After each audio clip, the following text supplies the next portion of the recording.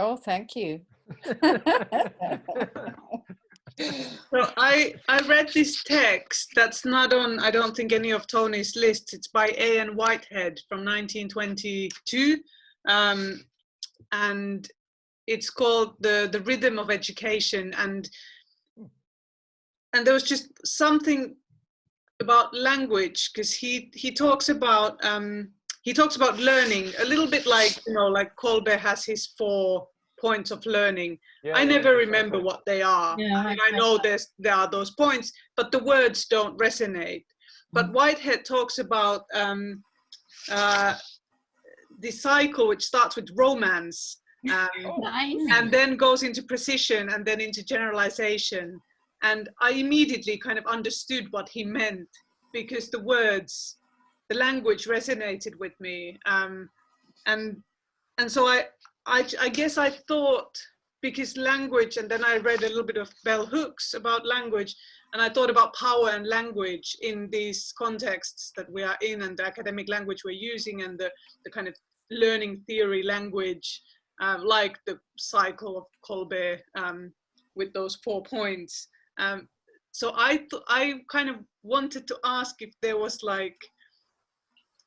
were like words that you associate with your own learning, like in these kind of different cycles. For Whitehead, obviously, kind of the romance phase is when you're, let's say, reading something and you're grasping kind of half grasping ideas, and they're exciting, and then, but you're not reflecting on them. And the precision is when you start to kind of hone in on them, and then on the generalization, you go back with your kind of ideas and conclusions that add to it.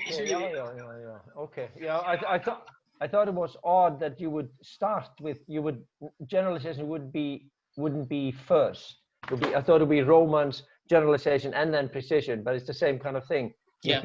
You zoom into and break it, and then understand it, and then you can generalize it.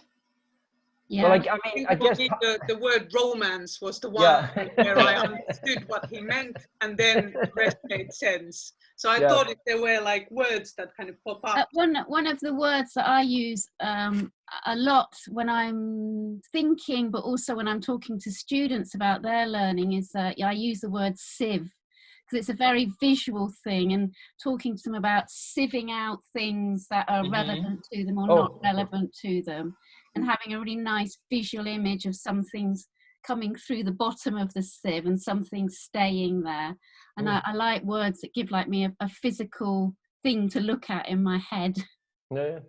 I tend to agree with you, Becca, that idea of a visual, and I like spiraling. So when Bruno talks about spiraling and this idea of sort of coming back round into a subject and going into it more deeply, and I always remember that because of this. I can see the spiral in my head.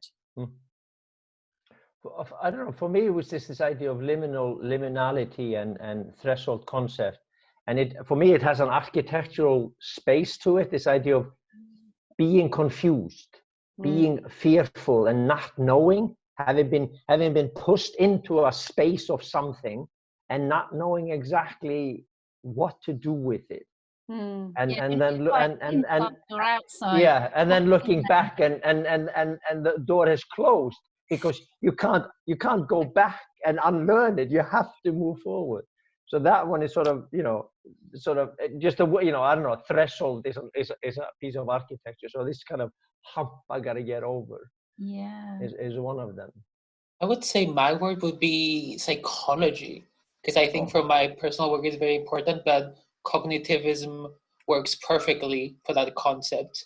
I mean, how does the student see themselves? How do they absorb the information? How do they build themselves from what I am telling them, from what they are viewing, like visual references, all of that? Because it really does have a significant contribution to their future in a way. What you show them, teach them, tell them, react in specific information that they tell you. Interesting. Yeah, and that really, I always feel that really links nicely to communities and communities of practice. And I feel that, you know, we're in a community of practice here, the 5 of us learning together, figuring things out. We're still figuring things out. Every week we have a new problem to kind of figure out together. Yeah. Then also, because I'm working with students at the moment to create some online guidance so that they can submit their work digitally. And I can't do it on my own. I have to do it with the students' support. So I had a student consultation and we thrashed it out together, that we were a community working through the problems, rather than me subjecting them to things that weren't going to be suitable for them. Yeah. And I read it in because of my case study is about work-based learning and not academic setting.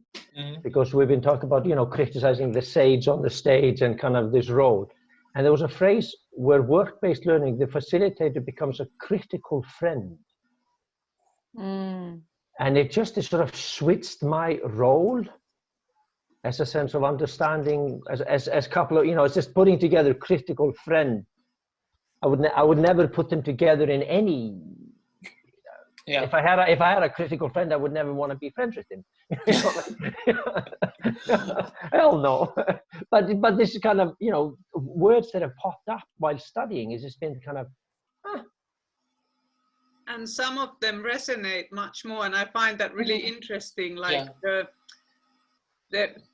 me, it's often visceral and quite kind of tactile. Actually, the words, like I feel them very strongly, and sometimes I feel concepts completely wrong. I have a feeling around something and it doesn't mean what I feel, and it's really confusing.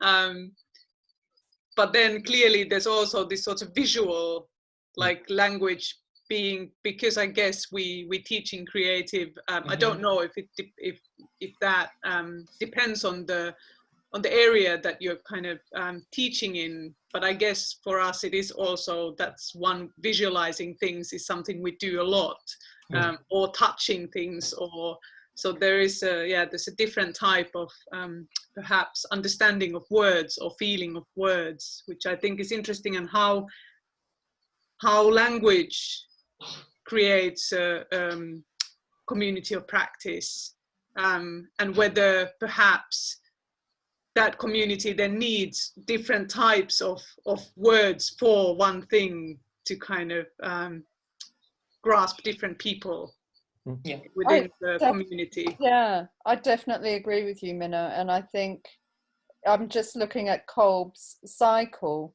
that you were talking about. And when you look at it, it makes a lot of sense, or it makes a lot of sense to me. But as you said, I don't remember it because it doesn't have that emotional or visual language that you can connect to. It's very abstract, very intellectual. So you have to kind of look at it. But when you look at it, actually, it covers a lot of the things that I really like in education. I mean, how interesting would it be if someone recreated his information in a visual form for teachers to share with students? That would be very interesting. Or even make up your own version as well, with words that, or images that suit you as well. So you create your own version of the cycle. Perfect, yeah. And it could even have images of your own making, or your own thinking, what you do when you're thinking, or what you do while you're making. Absolutely. Don't you find that with a lot of the theories, though, that there are a lot of similarities and there's a lot of overlap in certain areas, but it is just those particular people, philosophers, psychologists, sociologists, who are using their own language to interpret it. And we can do exactly the same thing. But how would you then describe it as a language? Because I was just thinking about before Christmas, the first unit, it was week by week by week by week, talk about kind of precision. It's like this, and we had to do a homework for week by week by week. And then suddenly this term is sort of, oh, you have a case study or a research. And suddenly it's like, oh shit, it sort of loosened up a little bit. So what's been your transition from step by step, word by word, definition by definition, and then loosening up this term? That's interesting, because they're different projects. So it's kind of, the week by week was easy because it was, this is an assignment for this week, done. Yeah. And you don't have to think about it. Whereas this term, you've had to think about the project the whole time. It doesn't go away. No, especially when you're behind.